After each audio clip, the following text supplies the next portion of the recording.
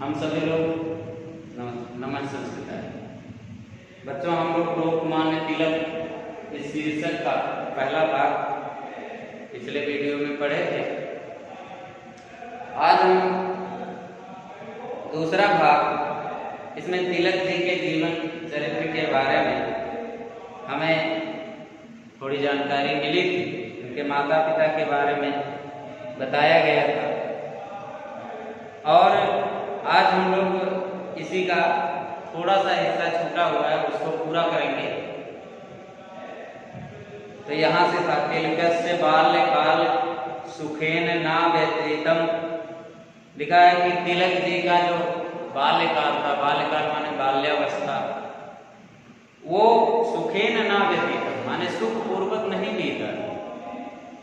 तिलक जी का बाल्यकाल सुख पूर्वक नहीं बीता था, बहुत दुख में बीता था। और यदा सह, जब वह 10 वर्षीय आसीत, जब ये मात्र कितने साल के थे? 10 साल के। कितने? 10 साल के। तदैव तस्य जननी शरीरम त्यजत, तभी इनकी माता जी ने अपना शरीर त्याग दिया, माने इनकी माता जी का स्वर्गवास हो गया। यदा च, और जब सह 16 वर्षीय आसीत, जब ये 16 वर्ष के हुए। कितने वर्ष के? 16 वर्ष के आसीत माने थे। तदैव तस्य जनकः अपि देवलोकं गतः, उसी समय इनके पिताजी का भी स्वर्गवास हो गया, देवलोक चले गए। फिर क्या होता है? मातृ पितृहीन है। एक समय ऐसा आ गया कि अब ये बेचारे माता और पिता से हीन हो गए, माने अनाथ हो गए। क्या हो गए? अनाथ हो गए। और तिलकः परिश्रमेण अध्ययनम अकरोत्, और कह रहे हैं तिलक जी के परिश्रम से अध्ययनम अकरोत् माने इन्होंने अध्ययन किया। किसके? तिलक जी। लिखा है कि तिलकः परिश्रमेण माने तिलक जी परिश्रमेण माने परिश्रम करके, अध्ययनम अकरोत् माने इन्होंने अध्ययन किया। और कालेन सह, कालेन सह का मतलब कि कह रहे हैं कि थोड़े समय के साथ साथ स्नातकस्य उपाधि में अलभत, ये स्नातक की उपाधि भी प्राप्त की। सह संस्कृतस्य, वह संस्कृत के गंभीर अध्ययनम अकरोत्, इन्होंने संस्कृत का गंभीर अध्ययन किया।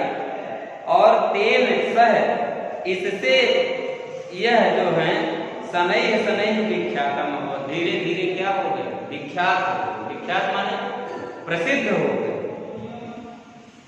अनंतरम, इसके बाद तिलकः राष्ट्र सेवायाम, इसके बाद तिलक जी राष्ट्र की सेवा में संलग्न अभवत् माने संलग्न हो गए। कहाँ लग गए? राष्ट्र सेवा में लग गए। और राष्ट्रस्य हिताय, और राष्ट्र के हित के लिए स अनेक बारम, वह अनेक बार या बार बार कारागारम माने जेल में, कारागारम असेवत माने जेल में डाल दिए गए थे देश सेवा के लिए, राष्ट्र के लिए। और लिखा विविधानि कष्टानि च, और इन्होंने अनेक प्रकार के कष्टों को भी सहे थे। और कारागारे एव सह, और कारागार में यह गीता या उत्तमम भाष्य लिखा था। बताइए कि कहते हैं कि जो होनहार होते हैं वो वीरवान भी होते, और कहते हैं कि आदमी का लक्ष्य मजबूत है तो बड़ी से बड़ी मंजिल उसके कदमों को चूमती है। तो यही चीजें यहाँ पर हैं कि ये जेल में डाल दिए, देश सेवा कर रहे थे, अंग्रेजों का शासन था, अंग्रेजों को लगा कि ये देश के साथ लड़ाई लड़ रहा है, मतलब देश सेवा कर रहा है, तो कहीं कहीं हमारे साथ विरोध कर रहा है। तो उन्होंने इनको जेल में डाल दिया। तो इनके अंदर ऐसी क्षमता थी कि इन्होंने जेल में गीता का एक भाष्य लिखा, मतलब एक पुस्तक लिख डाली जेल में ही। और सह केसरी, और कह रहे वह केसरी मराठा च द्वयो वार्ता पत्रयो संपादनम अकरोत्, और इन्होंने 2 पत्र भी संपादित किए। पत्र मान जैसे आज पत्रिका वगैरह निकलती हैं, ऐसे इन्होंने लिखा। केसरी और मराठा नाम की 2 पत्रिकाओं का संपादन भी इन्होंने किया था। और जन जागरण आए, और जन जागरण के लिए तिलकः गणेश सुबह जन जागरण के लिए तिलक जी ने गणेश उत्सव का, शिव उत्सव का प्रचार भी किया कि हमें मनाना चाहिए, कि हमें गणेश जी का भी उत्सव मनाना चाहिए, शिव जी का उत्सव मनाना चाहिए। इसका प्रचार प्रसार किया लोगों ने। साथ ही लोकप्रिय हासिल, और इनके इन सब कार्यों से ये अत्यधिक लोकप्रिय हो गए। लोकप्रिय माने कि सभी लोगों के अत्यंत चहीते बन गए, और अतः इसलिए जनई माने लोगों के द्वारा, सह माने लोगों के द्वारा वह लोकमान्य इति उपाधि नाम विभूषित है। लोकमान्य की उपाधि से विभूषित किए गए थे, लोकमान्य की उपाधि से अलंकृत किए गए। क्यों लोकमान्य? इनकी उपाधि इसलिए कि इनके कार्य ऐसे थे कि पूरे देश में सभी लोगों के ये बहुत प्रिय हो गए, चहेते हो गए। इसलिए मिलजुल करके इनके कार्य से संबंधित एक शीर्षक प्रदान किया गया। इनको क्या शीर्षक दिया गया? लोकमान्य।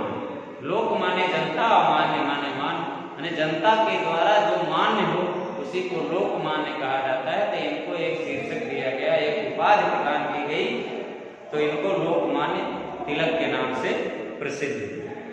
तो बच्चों, इस पाठ का एक छोटा सा अंश बचा हुआ था। मैंने आपको एक दो प्रश्न दिए थे लिख करके, और कुछ प्रश्न इससे अभी मुझे जो लगेगा, मैं एक दो प्रश्न और आपको PDF के रूप में दे दूंगा, उसको आप लिख लीजिएगा। और मीनिंग तो पर डे आपको लिखना है। क्या लिखना है? मीनिंग जो है वो आप प्रतिदिन, पर डे का मतलब है कि हर चैप्टर जैसे ही पढ़ाना शुरू हो तो PDF लिखने से पहले मीनिंग उस पाठ की जरूर लिखी हुई होनी चाहिए, और हर पन्ने पर दिनांक लिखा हुआ होना चाहिए।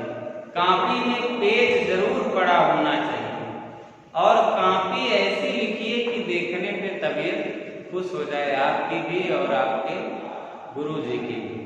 इन सब चीजों का ध्यान रखना चाहिए। कॉपी तो बनाना ही है, उसमें पहले पेज पर शपथ, जैसा कि पूर्व की कक्षाओं में लिखते आए हैं वैसे ओथ लिखेंगे। दूसरे पेज पर अपना परिचय लिखेंगे। ये सारी चीजें भी लिखना है।